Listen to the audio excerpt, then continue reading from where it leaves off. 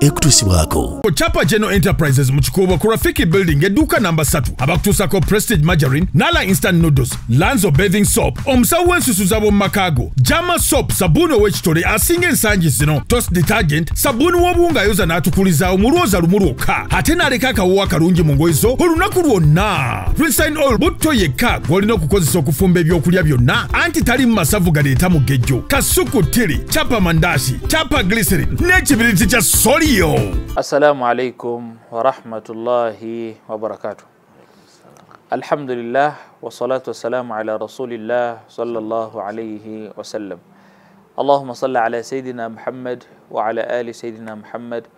kama sallaita ala Sayyidina Ibrahim wa ala ali Sayyidina Ibrahim innaka Hamidum Majid. Allahumma barik ala Sayyidina Muhammad wa ala ali Sayyidina Muhammad كما باركت على سيدنا إبراهيم وعلى آل سيدنا إبراهيم في العالمين إنك حميد مجيد. تبارك الله سبحانه وتعالى أشات ودي هبلم أشات كومي دي إمبيري إميرم أشات كومي دي إمالي أفي أشات كومي دي أبانتو بفي أشات كومي دي ميكوانو جفي أشات كومي دي والنبي أتكومي دي مبتونو بوابيو نمبونجي بوابيو tumwebaze ffenna tugambe nti alhamdulillahi rabbil alamin. Ekyamazima Katonda mulungi, ffe baani abali mu Ramadani, ffe baani ate Allah basobosezza okuba nti tusiiba, ffe baani abamu kati tuli mu kulya ddaaku, abalala tuli mu maliriza, naye waliwo abatekiina yadde embirowoozo kuzuukuka kulya ddaaku olw'obulamu oba olw'embeera yonna nga tebasobozesa kuba nti balya ddaaku. Naye ffe Katonda tumwebaza era tumwebaliza ddala, tumusaba byakyatuwadde abitukuumire ate era bituteeremu omukisa. Abalungi abatulaba mukkirize mbalamuseeko n'ekiramuso eky'emirembe eky'essanyu ate nga kya mikisa. Assalamu alaikum wa rahmatullahi wa barakatuh. Assalamu wa rahmatullahi. Programu yaffe yaddaaku tuba tutuuse h'osinzirya wonna otulaba. Alhamdulillah, Ramadani tuzze tugitambulako. Tuli mu kigambo Katonda kye yatugamba nti ayyama ma'dudat, nnaku mbale bubazi. Lwali lunaku lusooka, olwokubiri ne lugenda, olwokusatu ne lugenda, zizze zigenda. Ne tusaba Allah Rabbi atusaasire ate atusobozese okuba nti tumalako omwezi gwa Ramadani nga tuli balamu bulungi. Olwaleero tugenda kutambula ne Sheikhe, tubadde tuludde okubeerako naye, n'olwaleero insha Allah yasiimye nakkiriza tubeereko naye mu ddaaku yaffe ey'ekiro ky'olwaleero. Sheikhe ayitibwa Sheikh Kikomeko Abdullahi. Twali naye emabegakaawo naye n'olwaleero tukomyewo gwe tugenda okubeera naye insha Allah. Mukkirize mbategeeze bannaffe aba Chapa General Enterprises abasangibwa mu Kikuubo edduuka namba 3 Rafiki Building. Bannaffe abo be batukolera Prestige Siyaagi gwe tukozesa entakera. Buli omu waali, buli wamujja musangawo, ate buli muntu amwongerako kirungi oba birungi byerere. Prestige Siyaagi gwe tusiiga ku migaati agenda mu ngano. Bebambe bannaffe abatukolera sabbuuni wa Jama, sabbuuni w'omuti. Ate nno batukoleddeyo ekyenjawulo nti ka tuyina omuti gwa kiro, tuyina n'omuti gwa grams 8, tuyina n'ekitole ky'omuti ekyo grams 2. Ebyo byonna bitutuukako okutegeera muntu waffe owa bulijjo nti bw'aba kino takisobole, kale ajja kusobola kino, kale ajja kusobola kano. Nabwekityo tugule ebintu ebyo tubyettanire, ojja kakasa nti mazima ddala mutindo gwa nnamaddala. Sheikh, njagala tubuuze ku balungi abatulaba insha Allah, then ate oluvannyuma tugende mu ddaaku yaffe insha Allah. Alhamdulillah rabbil alamin. Bakadde baffe mwenna abatulaba,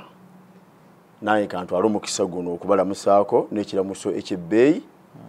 nti assalamu alaikum wa rahmatullahi wa barakatuhu. Wa alaikum assalam wa rahmatullahi wa barakatuhu. Amanya Kikomeko Abdullah Sozi, nga ndi muwalimu, Imaamu Masjid Ibn Abdullah nganjo kisangibwa Luweero eyo ate nga ndi musomesa omutendeke. Alhamdulillah. Bakadde bange babitiibwa nga nsoose okutendereza ku Allah subhanahu wa ta'ala gwe neebaza okubeera nga atusobozesezza okubeera nga twatuuka mu mwezi guno gwa Ramadan era tugutambuza. Batono nnyo abagutuusimu tetulaba nti enamba nene ne bannaffe bangi abagulimu naye nga tebasobola kugusiiba olw'obulwadde n'ebisigadde ebirala bingi ensonga buli omu alina ensonga naye ffe be tubanga tuli mu abo abagusiiba twebaze Allah subhanahu wa ta'ala ate twongere okubeera nga tumusaba atumaziseeko omwezi guno ate tufunemu n'ebirungi. Oweekitiibwa Allah subhanahu wa ta'ala nga atulaalikako omwezi guno yagamba nti kutiba alaykum siyam kama kutiba ala alladhina min qablikum la'allakum tattaqun nti okusiiba kuno kubalalikiddwako nga bwe kwalaalikwa kwabo ababasookawo oba olyawo tufunemu ttakuwa okutya Allah subhanahu wa ta'ala. Kakati macha ga leero omukadde wange w'ekitiibwa njagadde tulabe butya bwe tusobola okunyweza enkolagana yaffe ne Allah subhanahu wa ta'ala. Abantu ku nsi kuno obeera ne munno nga mugamba kino kye kisinga otugatta era ono twakolagana ku kino kati n'omuntu ogenda mumutegeeza enkolagana ye ne Katonda we biki mwanadamu byolina okwekwatako okunyweza enkolagana yo ne Allah kubanga okukolagana ne Allah si kyakyeyagalire wabula kyabuwaze era tteeka kyova olaba Allah subhanahu wa ta'ala yatugamba nti wama khalaqtul jinna wal insa illa liya'budun nti Allah yatonda ffe abantu ng'ekitutonza kubeera nga tumusinza. Kakati okusinza Allah subhanahu wa ta'ala tteeka ng'omuntu baba n'ensonga gy'aba nayo ng'ayinako waalaze ng'ayina ekimututteyo ng'ayina ensonga emututte buli omu agenda kukola ekintu kyonna kyakola aba n'ensonga. Kati naffe okutondebwa kwaffe Allah okutuwa buno obulamu bwe tuyina ensonga eyatuweesa obulamu bakadde bange abatulaba yakubeera nga tusinza Allah subhanahu wa ta'ala nga tukola byayagala nga tuleka beyagaana ow'ekitiibwa Allah subhanahu wa ta'ala. Kakati twagala tulabe makubo ki agayinza okutusembeza okumpi ne Allah agagenda oteekawo enkolagana eno enkolagana ennungi eno ate laba Allah baatuleetedde omukisa nti amakubo gano tugajjukanyako ate mu mwezi guno ogw'ekitiibwa omwezi guno ogw'ebbeeyi ogulimu okwenenya n'ebisigadde bingi laba ate betugenda okubeera nga twejjukanya ku makubo gano tunywereze ddala kubanga twetaagisa enkolagana kubanga Allah subhanahu wa ta'ala yenna nnyini nsi eno Allah yenna nnyini ffe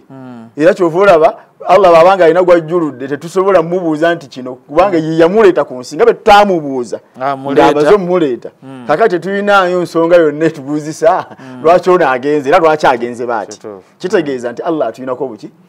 obuyinza na buli kimu kyonna katulina okunyweza enkolagana eyo tuyite mu nsi muno nga tuli mu bantu abayitamu n'eddembe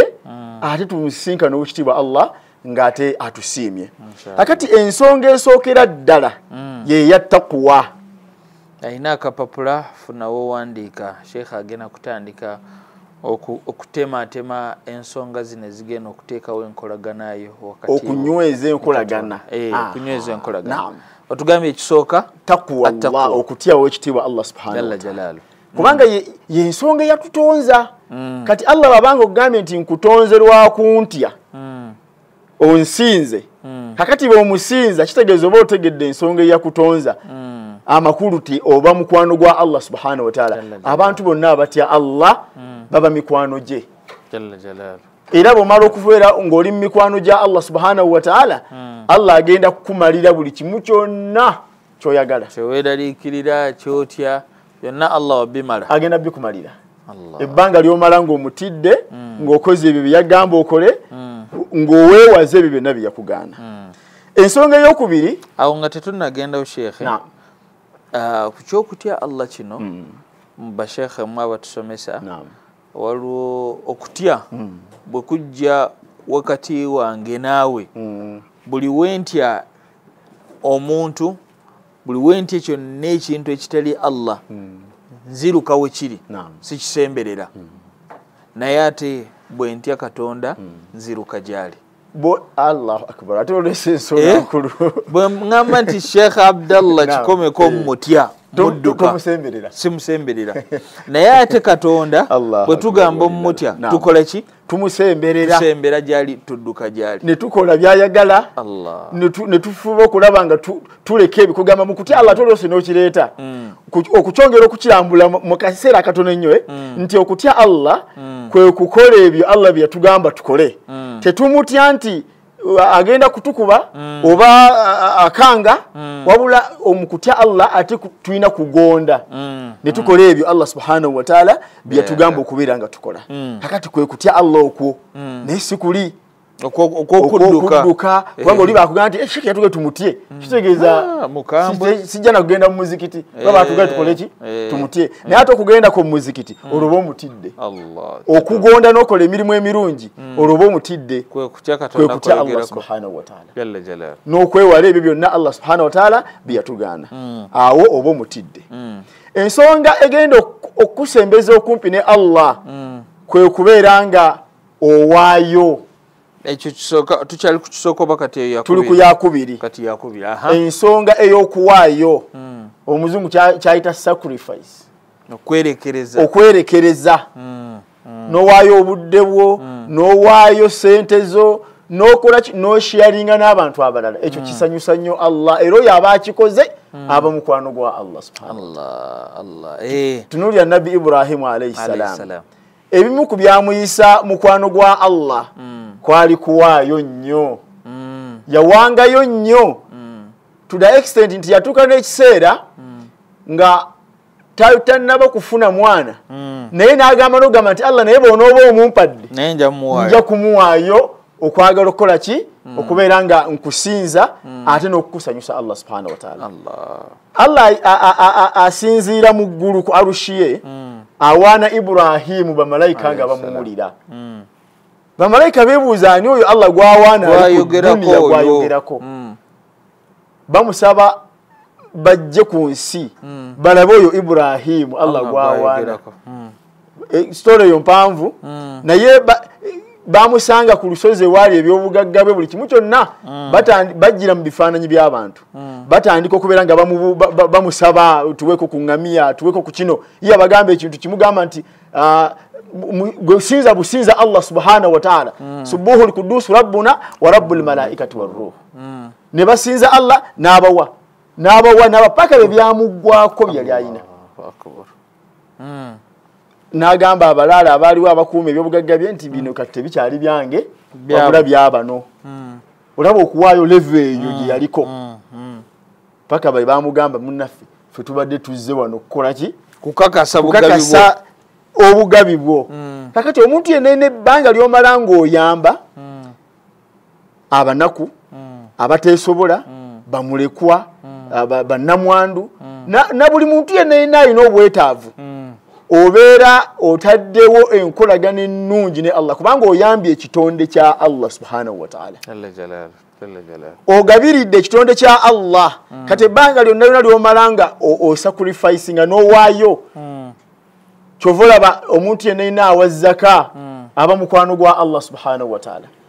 omuntu yenna awa sadaka aba mukwano gwa Allah kakati tuli ku nsonga ezitusembeza okumpi ne Allah tunyweze enkolagana yaffe Allah kubanga kyatteeka buli omu alina okunyweza enkolagana tugenda okuva ku nsi kuno nga tulimu abo Allah subhanahu wa ta'ala basiimye Sheikh akkiriza nyongera okutegeeza abalungi abatulaba Sheikh ali kutujjukiza kutusomesa ku bintu ebiyinza okunyweza enkolaganayo ne Allah tuwadde ekisooka kutya Allah atuwadde ekyokubiri omuntu okuwaayo n'okwewaayo kwebyo ebya Katonda bannange abali mu kulya ddaako ebintu byaffe tuyina nabategeezezaako tuyina Prestige tuyina Jama nene wano mukkirize mbategeeze noodles zaffe ziyitibwa Nala instant noodles noodles nnungi abagalya ddaaku y'amangu noodles zino zijja kuyamba zijira mu kasaketi ka yero ate nyingi bulungi ate musaketi omwenyini munda mwe muli akalungo akojja okutabulamu ate omulimu gutambule taratibu. Tuyina akabiriti kaffe akasolyu kabiriti kalungi ate kakati tekajja kukosebwa n'amazzi oba mbeera y'obudde nti obudde kebukutte tekajja kusobola kukolera kasaza kimu Sheikh tugende maaso. Ensonga endala etusembeza okumpi ne Allah jalla jalala ne tunyweza enkolagana eyo y'okumutegeera Allah subhanahu wa ta'ala. Ensonga yaffe eyokusatu okutegeera Allah. Kubanga mu kutegeera Allah omuntu bw'obanga olina omuntu gw'oyagala abeere mukwano gwo kandete ekyokulabirako mu maka gaffe. Mwabatulaba abafumbo n'abayintendinga okubeera abafumbo. Bw'oba oyagala okuteekawo enkolagana ennungi n'omwami wo oba ne mukyala wo olina okumutegeera n'omusoma n'omanya kikyayagala kiki ekimunyiiza kyayagala kiyinza okuba gwe kikuzitoowerera nga kikunyiiza naye ye kyayagala guma kubanga oyagala abeere muki mukwano gwo oba okunyweza kubanga ebbanga ly'omala nga omunywezezza n'afuuka mukwano gwo ebbanga lyemugenda okuwangaala mu bufumbo mugenda kuyitamu nga kwegamba buli omu takyanyiiza munne kubanga buli omu yategeera munne mugenda kuyita kakeeka. Naye kati Sheikh ekiremesezza abantu mu bufumbo ebiseera ebisinga bantu buteetegeera buteesoma munne kumanya nti ono alina weakness wano alinawo obusobozi n'ogumiikiriza weakness eri n'obusobozi nabo n'obukola ki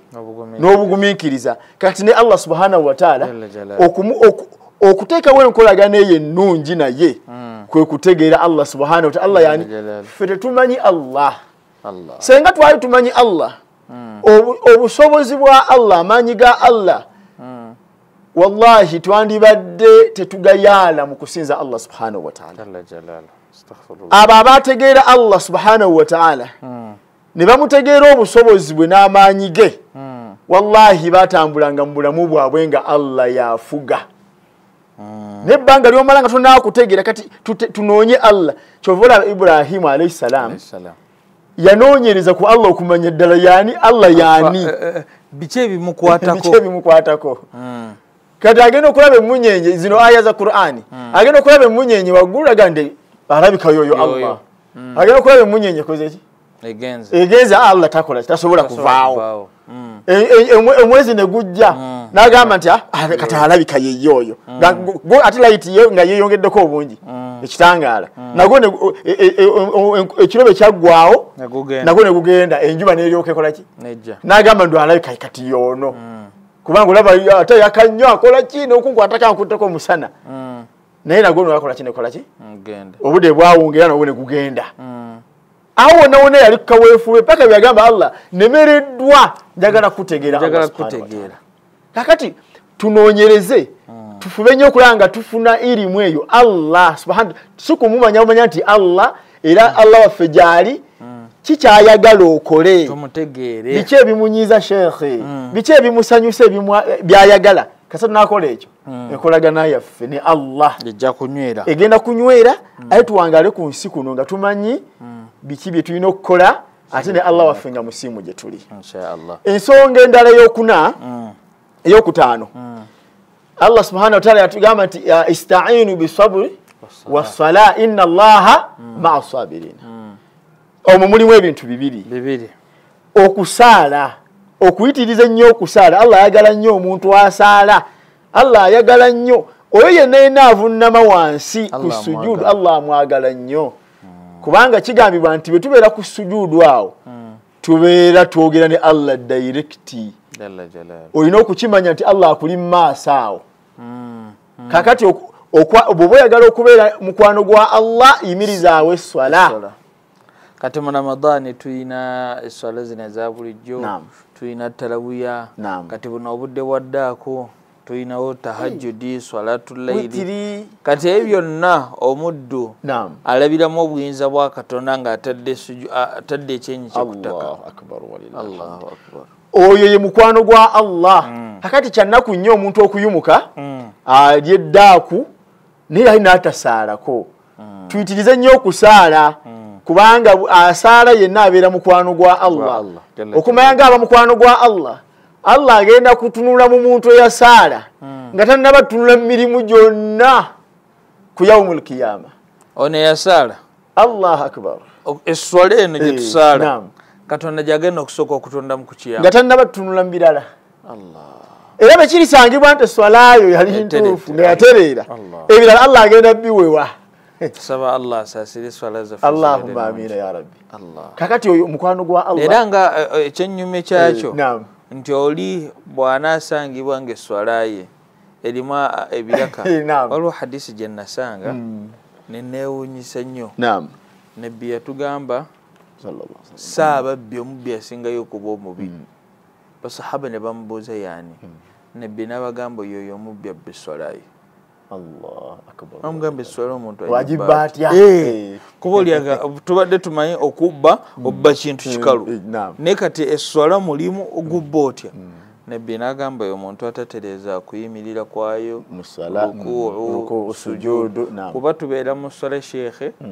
oli nga tajjukira oba wano kuyimirira wasomedde tahiyatu oba tahiyatu nga tajjukira kiganaatekamu obugayaavu nga bungi ali mu sswala oba oli n'abeera mu sswala nga esswala tulina essula zetugatta ku alfatiha n'omugamba kulaka esooka osomye ssuula ki osomye aya ki atakyabijjukira naye ku kyotuwadde awo nti omuntu alina okunyweza esswala ate esswala eyo gy'onywezezza n'okakasa bulungi bw'ogirongoosa kubanga ekufuula mukwano gwa Allah buli bobeera mu sswala awo obeera oyogera naye bwe toyagala kwogera na mukwano gwo buli kaseera kati esswala eno ekusembeza kati era esswala bw'ogivaako ne tugenda ku swaburu mikwano gya Allah babeera bagumiikiriza tuba n'ebintu bingi nnyo ebitukuba mu bulamu buno obwensi ebigezo naye mikwano gya Allah babeera bagumiikiriza kuba bw'otagumiikiriza ku ebyo ebiba bikujjidde oba tosobola kubeera mukwano gwa Allah subhanahu wa ta'ala ensi eno eyinza ekuwangula era omulongo w'okugumiikiriza mu nsonga zino bizibu ate byebizibu waswa ne kato bitambula bibiri obugumiikiriza n'ebizibu kuba mma kituufu omuntu tetusobola kukutendereza bugumiikiriza tosanze kizibu omuntu olina kusooka kutomera bizibu bigezo bitakusanyusa bikosa ku mubiri bikosa mu bwongo n'obeera muki n'obeera mugumiikiriza kati okukikwanaganya n'okunyweza enkolagana yaffe ne Allah bwe tunuulira sheekhe mikwano gya Allah oba abaatusookawo teriyo nabbi wa Allah yenna ataayita mu bizibu kakati ebizibu bikufuula mukwano gwa Allah olw'obugumiikiriza buno bw'otaddemu eri agenda mu kibiina ekiddako nga tayise mu bigezo nga tebakuwadde ekibuuzo okujjawo nga obuuse nate ne bw'obuuka osanga kikukosa mu maaso kakati mikwano gya Allah bw'otunuulira nabbi Ibrahimu alayhi salaam ebizibu byayitamu naye omuntu eyayagala ennyo Allah n'awaayo ennyo naye Allah teyamugezesa tuna nabbi Muhammad sallallahu alaihi wasallam natuka n'okugobwa gyazaalibwa n'asenguka n'agenda e Madina ebyo byonna bizibu n'agumiikiriza abo mikwano gya Allah begamba bannabbi kakati naawe omwana Adamu atulaba ekizibu kyonna omuntu yenna ali eyo nga tofunangako ku kigezo tonnaba kubeera mu mikwano gya Allah njagala munkwate bulungi muntegeere bulungi omuntu yenna nga tonnaba kufuna kigezo kubanga Allah yagamba nti ahasiba nnas an yutraku wa an yaqulu amanna wa hum la yuftanun mwe mulowooza Allah agenda kubaleka mugambe nti muli bakkiriza muli mikwano gye naye nga temuyise mu bigezo Allah wakutugezesa okukakasa nti oli mukwano gwe ddala omuliko ddala oyagala byakugamba okole akugezesa alabe atera Sheikh ne mikwano gyaffe bwe ngamba nti Sheikh Abdallah Kikome ko mukwano gwange nga naye simufunanga mu mbeera erimu nti mukosezza oba nkosezza n'enjigumiikiriza era bwe kibeerawo obugumiikiriza ne bufa mwoli ogamba yi bulijjo mmanyi Sheikh Kikome ko mukwano gwange naye bw'ati bwakoze kuba obadde osuubira nti wakuddirira wakugumiikiriza wakuntegeera naye n'otabula bugumiikirizo ga kati ne Allah nti agezesezza bulwadde bufunda bwa sente emirimu gigotaanye kigezo mu baana mu bakyala mu mwami naye n'agamba kangumiikiriza awo Katonda wayagala kubanga atagenda kugumiikiriza obuyinza bwa Allah agenda bujjawo agende ow'omusawo amukwatemu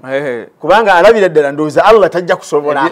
bya Katonda birwawo kangende wale bitambula ate Allah yayawukana ogenda ate Allah akijjawo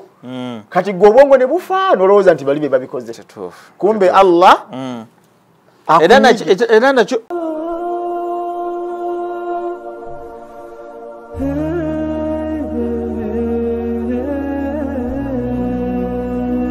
Ochalabaddaako ng'ekutusibwako Chapa General Enterprises mu Kikuubo ku Rafiki Building edduuka namba 3 abakutuusako Prestige Margarine, Nala Instant Noodles, Lanzo Bathing Soap, omusawo w'ensusu z'ab'omu makaago, Jama Soap, sabbuuni ow'ekitole asinga ensangi zino, Toast Detergent, sabbuuni w'obuwunga ayoza n'atukulizaawo mu lwoza lumu lwokka, ate n'aleka akawuwo akalungi mu ngoye zo olunaku lwonna. Princeline Oil butto yekka gw'olina okukozesa okufumba ebyokulya byonna, anti tali mu masavu galeeta mugejjo, kasuku tiri, Chapa Mandashi, Chapa Glycerin, n'ekibiriti kya Solio. Kigezo ekyo nakyo kigezo kakati okubeera mukwano gwa Allah jalla jalaalu weerinde ebigezo ebbanga lyo manti kati njagala kubeera mukwano gwa Allah era buli omu alangirire okuva na kati nti oyagala kubeera mukwano gwa Allah naye ekiddako alina okukugezesa ddala okwalifayinga oba ddala olina okubeera mu mikwano gye oba kigambo oyogera kyogere Allah yateekawo ejjana naye ng'ejjana yakukolerera n'ateekawo n'omuliro nga gwabo abagayaavu abaganya okukola ki okukola emirimu gya Allah subhanahu wa ta'ala akati n'okubeera kumpi ne Allah tulina okubeera nga tufuba nnyo okulaba nga twerinda ebigezo ebiba bitukubye tugumiikirize nabyo ensonga endala ey'omukaaga ya musanvu kwa zino zibadde bbiri wano ey'omusanvu yeya tawuba okwenenya ya Allah ne Allah atwagala nnyo Sheikh Allah atwagala nagamba okubeera mukwano gwe ate wenenye ate nga wasobezza ye Allahu akbar Allah tukusaba otusaasire Allahumma amin ya rabbi lubeerera Sheikh mu programu yaffe eno yaddaako nze nnyo nga nkigamba abantu nti ddaaku ono aleme kubeera ddaaku wakuba nti kuliira mu buliizi mmere kunywera mu bunywezi byakunywa okulya kwa ddaaku kusobola okutwala eddakiika 2 kale bw'oba olya mpola eddakiika 3 naye obudde obusigadde saala yeeraaka kati Sheikh agenda kwogera ku kya tawuba Allah musaba akole ki akusonyiwe kuba tusitudde amatanka Allahu akbar walillahi g'amazambi fenna n'amatanka ago tugagenda kuwewuka nakuba nti tufisaawo akadde nga tusaba Allah tusonyiwe akugambye mu aya zino ez'ekisiibo mu surati al-Baqara ndoza ya 186 wagambye nti wa idha sa'alaka ibadi anni fa inni karibu mulama Allah ngayogera kulamanzani eyo aya mweri Allah irazo zimu ku aya zaki z'ekisiibo agambye fa inni karibu ni kumpi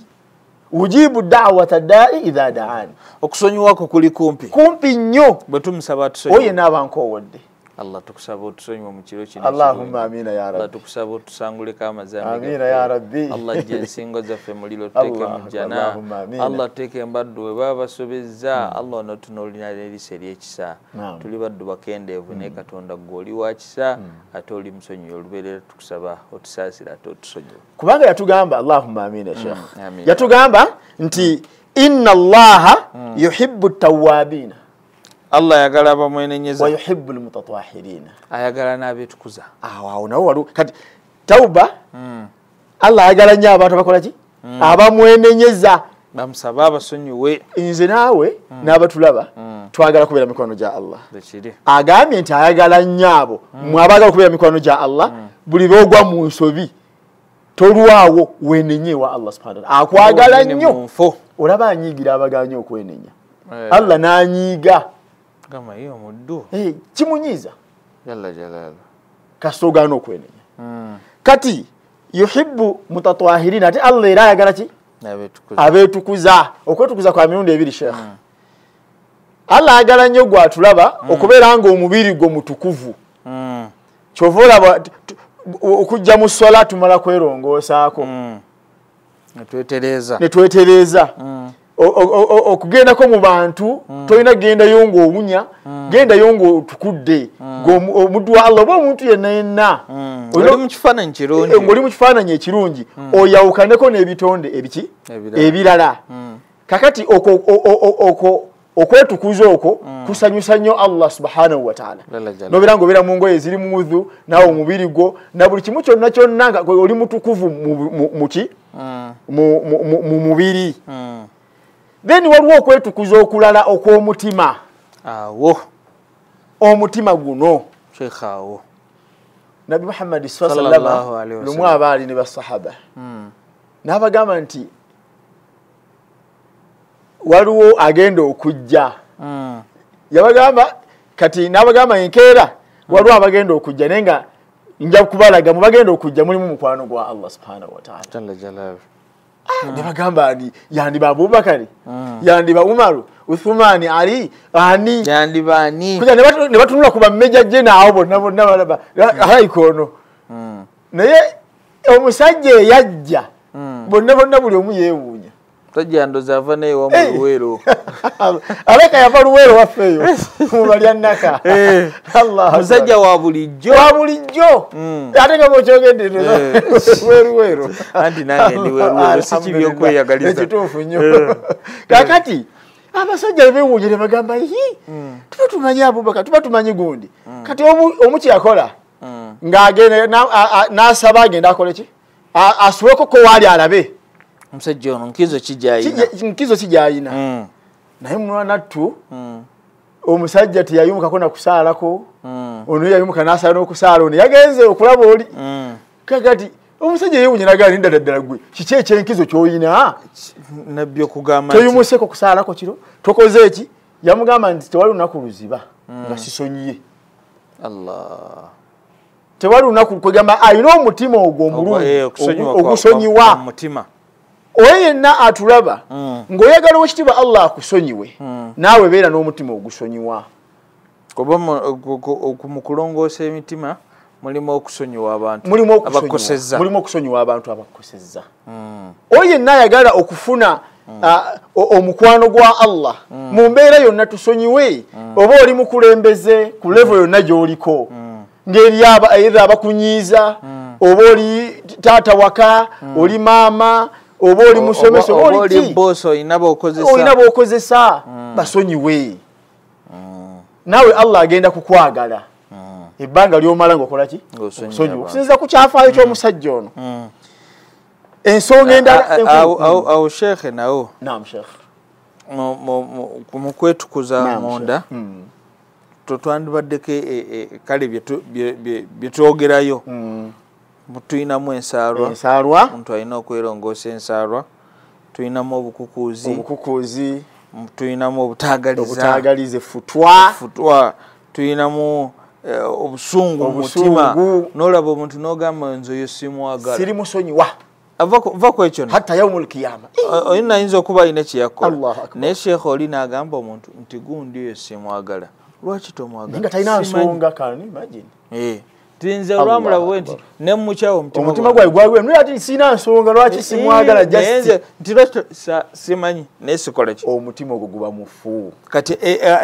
n'ebirwadde ebirala ebyo byonna Katonda byatwagala nti nabyo tukole ki tubitukuze mulimu abalinamu hypocrisy kugamba obunanfuusi mu mutima bayina ebyenyi bibiri leero ayogera kino nakugamba kintu kirala oba ne mukkaanya ayina ddayo n'akwogerako birala omuntu gwe weesize ate ebyo abantu tubigwamu nnyo ekyo bitwalanga kikulu aba ne batakuuma byama bya bannaabwe oyo n'akugamba ku kintu ninuugine n'okyugira naye ng'abadde akwesize ebyo nabina biraga omutima ogutali ki mutukuvu kyova Allah atugambye nti yayagala nnyo abeenenya n'abo abatukuvu nga mu kutukula tutukuze emitima gyaffe tutukuze emibiri gyaffe tugijjemu haraamu tugijjemu riba tugijjemu ki emibiri gitukule kwega ekigambo kino kinene ekyokwetukuza kinene nnyo byolya bivuddewa bivudde makubo matuufu byoliisa abantu bo oba okuba bikube bangi nnyo bakuba bikube kagambo kanyumidde okuba noddayo waka n'akasawo ka basimati naki naye nga ne bookubye bali eri bakaaba naye gw'oli musanyufu ng'okosezza olina bw'okosezza bakaaba oba bakubidde ku simu oba bakoze eki buli nsonga yonna twetukuze ng'akoze obufere okoze babikola sebo ne bakuggyako sente zo ne bakola buli kimu kyonna akati tulina okubeera nga kola ki twetukuza ensonga endala sheekhe y'okwekwata ku Qur'ani kuba ebyo bigambo bya Allah ate guno omwezi gwa Qur'ani omuntu yenna alina Qur'ani mu mutwe aye n'agikolerako tasobola kukombezebwa wadde ku oba ngiyita empeke ey'omuliro oba n'okusemberera wali ng'olina ebigambo bya Allah kubanga bino bigambo bya Allah byawandika ku lawhi mahfuz nebika ku nabiyuna Muhammad sallallahu alaihi wasallam kakati buli bwe weekwata ku Qur'ani ne bwe togimanyi yonna beerako ne byomanyi bikoleleko gisome giwulirize kale gitundemu naye amayumba gaffe sheekhe galimu nnyimba abaana osobola okubuuza gwe buuza omuwala oyo akulinaanyaawo mulyaddaako ba mutabani we omubuuze nti Qur'ani eyina gundi mmeka essuula mmeka ekitabo kirimu ssuula mmeka kale mbulirayo amannya g'essuula nga 3 g'omanyi nga tabimanyi naye nomala omubuuza olaba wano omuntu omugamba nsomera ikhlas n'atagala agasula ekyeyo ate bw'ogamba nti qul huwa Allahu ahad yeeyo naye sheekhe nga bw'omugamba nti mbulirayo ennyimba omuyimbi gundi ze yakuba wallahi akulugira ku ntono okuva ku lusooka paka oluliriise nti luyimba ki oluliko ate n'aluyimba n'alumalayo muyimbi kyaliko Allahu akbar nyimbiramu su nayiwawo layini kati oyo akoze ebyo asobola okubeera mukwano gwa Allah nga ovudde ku bigambo bya Allah ne Qur'ani naki n'okugikolerako betuba twagala okubeera mikwano gya Allah ebyo tubiveeko tudde ku bya Allah ate waliwo ensonga endala enkulu ennyo nga senga tugyekutteko sheekhe tugenda kubeera mikwano gya Allah okufa omufi kugamba Allah akyagala nnyo kino kitugenda kubeera nga tutunuulira kyekyokwagala Nabi Muhammad sallallahu alaihi wasallam Allah era nvumirira nnyo abantu bonna abavumirira abo abaagala Nabi Muhammad sallallahu alaihi wasallam bane twagale nnyo Nabi Muhammad sallallahu alaihi wasallam obulungi bwe tulimu kulwa Nabi Muhammad sallallahu okweyagala kutuyagala Nabi Muhammad sallallahu alaihi wasallam akabembeekereza kano ketulimu kano kulwa Nabi lwakuba tetumanyi Allah lwakuba tetumanyi olaba wekitiibwa yennyini yagamba nti inna Allaha wa malaikatahu yusalluna ala nabi kanaffe n'atukoowola ffe abasiiba n'abasigadde ya ayuha alladhina amanu sallu alaihi wasallam taslima kakati ebbanga lyomala nga oyagadde nabbi yatuuka n'otugamba Allah ng'agamba Nabi Muhammad qul in kuntum tuhibbuna Allah bemba mwagala Allah abaagale fattabi'uni mungoberere yuhibbukumullahu wa yaghfir lakum dhunubakum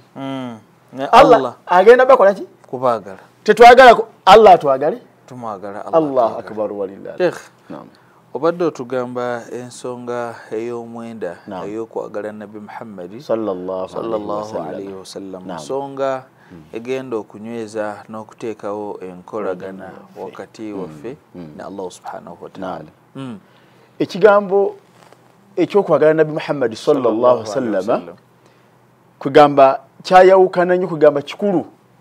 mu bulamu bw'omuntu kubanga ekyo kisanyusa nnyo Allah subhanahu wa ta'ala jalla jalalu ngabe nkugambye nti owekitiibwa Allah subhanahu wa ta'ala yennyini agamba nti ye asalira nabi Muhammad sallallahu alaihi wasallam ne bamalayika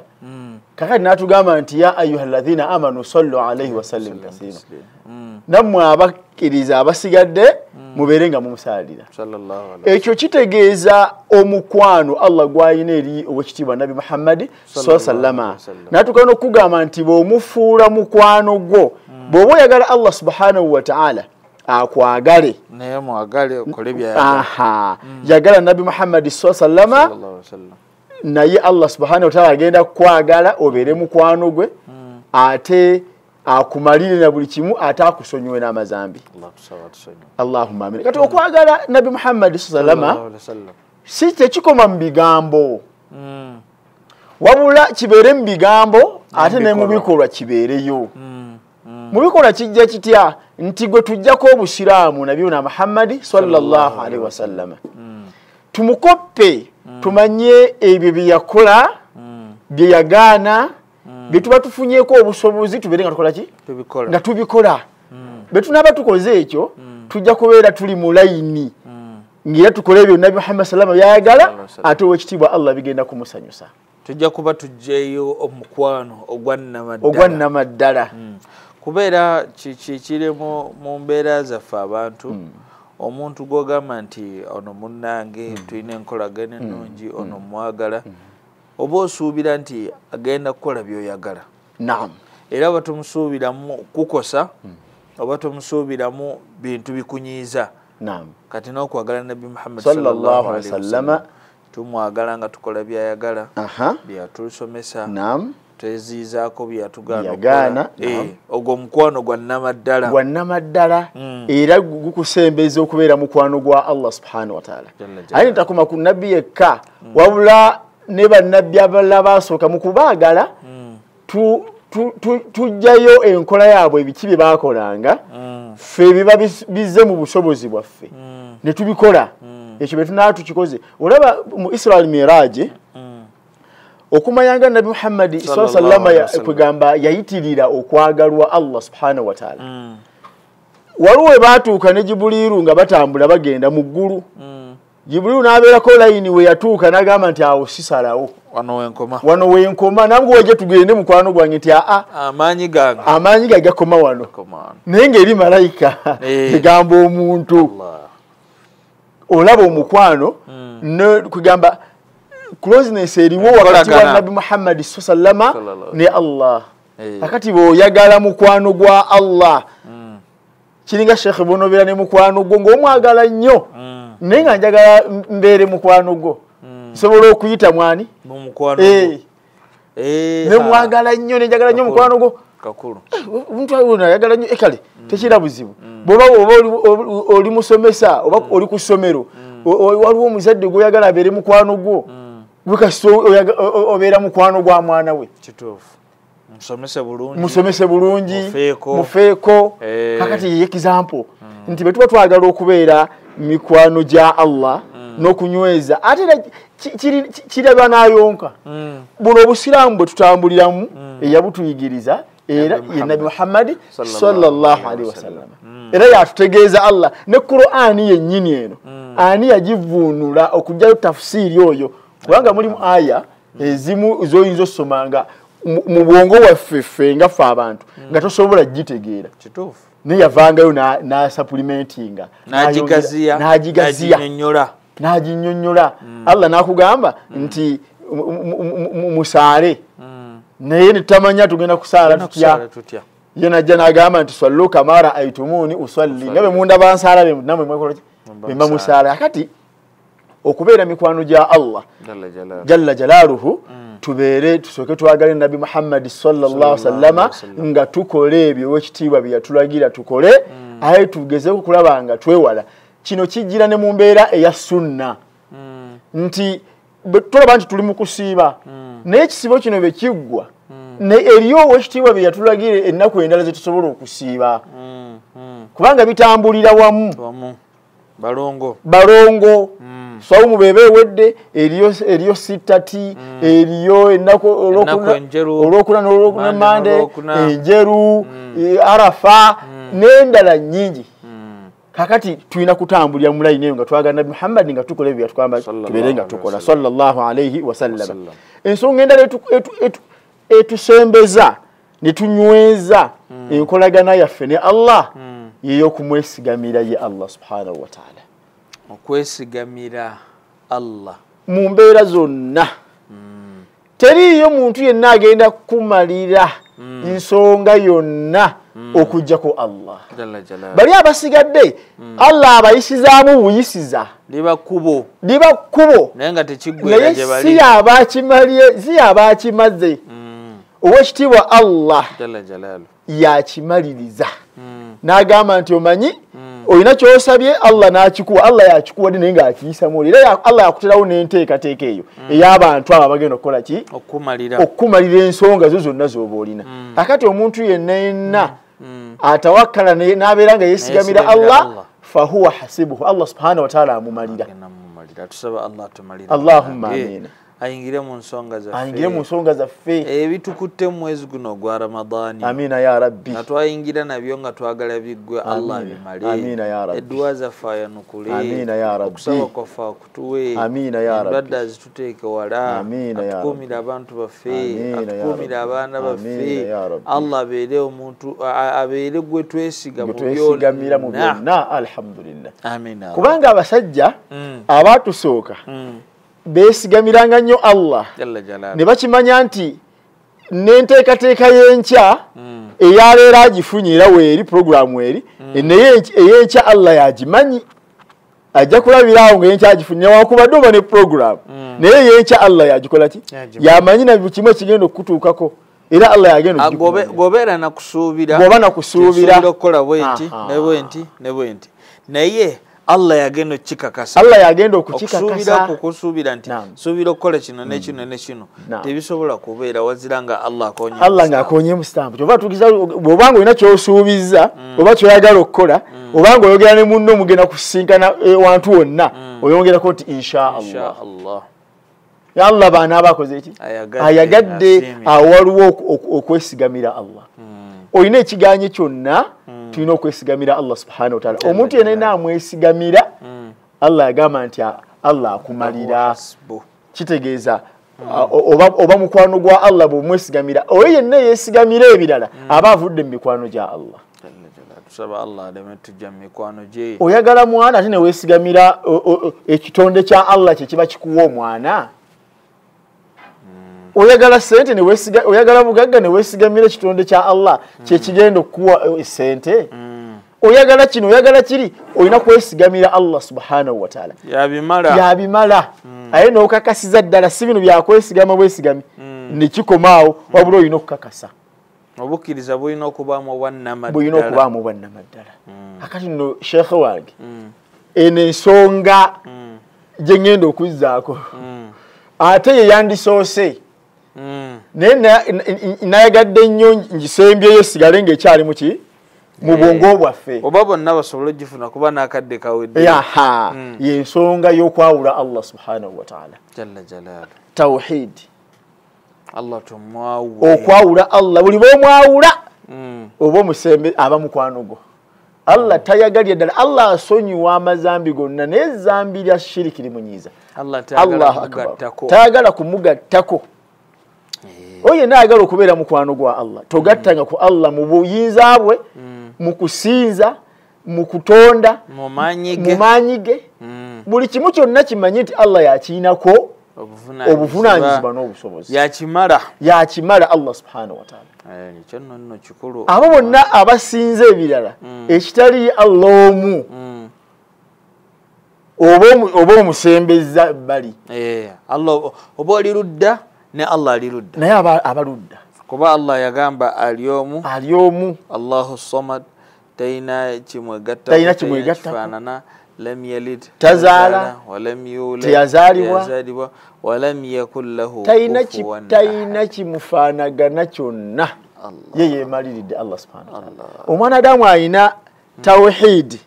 mu mutima gwe nobeera ne shahada eyo n'ogifiirako obeera gw'omu asookera ddala mu mikwano gya Allah era kyovula ne ba ambiya abaasooka bonna gwe mulama buli omu gwe yagirako kuva ku Adamu alayhi salaam gwakwawula Allah subhanahu wa ta'ala tutegeere Allah tumwawule mu kwawula Allah siga nti muteeke wali mabbali nebala tubateeke eno nedda wabula okwawula Allah tomugattako kira nti eriyo Katonda omulala eri agenda okuwa amaanyi eri agenda okuwa obusobozi ozaale eri agenda okukola kino oli mulwadde eri agenda okujjanjaba olina okugenda mu ddwaliro naye muli mu mbeerayo mu mutima gwo olina okumanya era lino okkubo Allah yateeka mu mpeke ezo shifa ate abagenda mu ddwaliro tebafiirayo ng'ali ku macupa nakira n'afiira ne ku cupa kitegeeza muli shifa Allah yaziteekamu kati tulina okubeera nga twawula Allah mu mbeera yonna mu bwomu bwe nti buli kimu kyonna ensi eno yagitonda naffe n'atuwa obulamu buno bwe tuyina kakati atulinako obuvunaanyizibwa emmere bebanga ebuze ewaka tobba birekere Allah okimanye nti Allah yatutonda yakuteeka mu nsi emmere ogenda gifuna gwe kola kaweefube yonna kola naye nga bw'omusaba akuwe baraka kimanye nti Allah yakuwa obulamu n'akukolera ne programu n'emmere gy'ogenda okulya ne byonoonywa na buli kimu kyonna Allah kiri wali yakisetinga dabula gwe olina kulwana kubeera ng'okituukako Allahumma amin naam Sheikh lwakuba akadde ndaba katuweddeko tugenda gabana eddakiika ezisigadde kuba engeri ekiri tubadde tuludde okulabagana waliwo ne bannaffe okuva eyeruweru batulaba bandiwuliddeko ku bigambo bya Sheikh oba onaatumira abantu oba onaakola otya kirungi insha Allah tugenda kufunayo olutuula lwaffe olulala era kuddaku yaffe okomewo tukyalire insha Allah ate bye toyogedde leero tunasobola okubyogera olunaku alhamdulillah rabbil alamin soka sebo kwebaza omukutu gwaffe guno Delta TV tukole olw'okutuwa platform eno okubeera nga twejjukanya sifa abamanye nnyo wabula kwejjukanya kubanga nalyo tteeka yagamba nti fadhakiru innama anta mudhakiru fe tuli tujjukiza kati okutuwa platform eno twebaza nnyo tusaba okitiibwa Allah platform yaffe abeere nga ate agyongera enkulaakulana mu mbeera yonna yeyongere mu maaso n'okwebaza mukadde wange Haji Ssenyonga olw'enteekateeka eno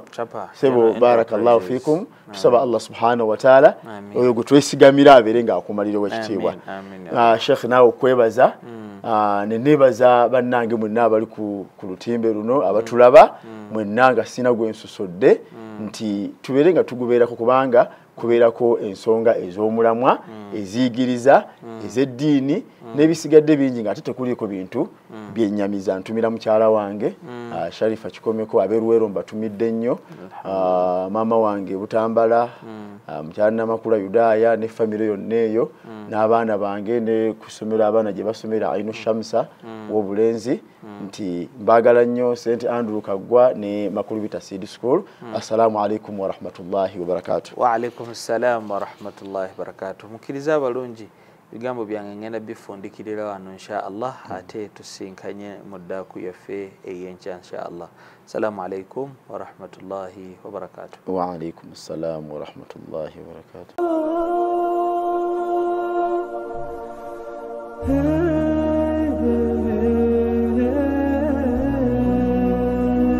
Daku ebadde kutusibwako Chapa General Enterprises mu Kikuubo ku Rafiki Building edduuka namba 3 abakutuusako Prestige Margarine, Nala Instant Noodles, Lanzo Bathing Soap, omusawo w'ensusu z'ab'omu makaago, Jama Soap, sabbuuni ow'ekitole asinga ensangi zino, Toast Detergent, sabbuuni w'obuwunga ayoza n'atukulizaawo mu lwoza lumu lwokka, ate n'aleka akawuwa akalungi mu ngoye zo olunaku lwonna. Rinse Oil butto yekka gw'olina okukozesa okufumba ebyokulya byonna anti tali mu masavu galeeta mugejjo, kasuku tiri, Chapa Mandashi, Chapa Glycerin n'ekibiriti kya Solio.